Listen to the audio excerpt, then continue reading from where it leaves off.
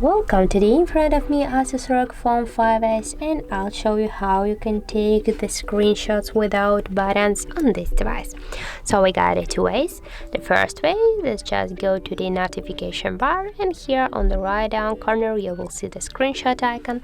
Just tap once on the icon, and as can you see, we got here our taken screenshot. You can edit the screen, you can share with them, and also you can delete them.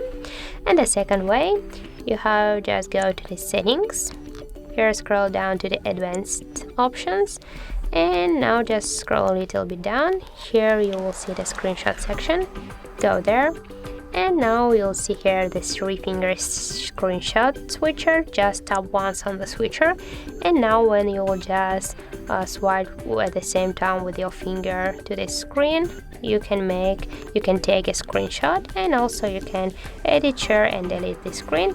And if you just tap here on the screen, you will open it, you can change that, and for example by this way, and you can save the screen. And now we can just find here the screens in the Photos app. Just go here, tap here to the library, and here you can see the screenshots album folder. Just tap there, and here you can find all your screenshots. So that's how it looks. If you found this video helpful, leave like, comment, and subscribe our channel.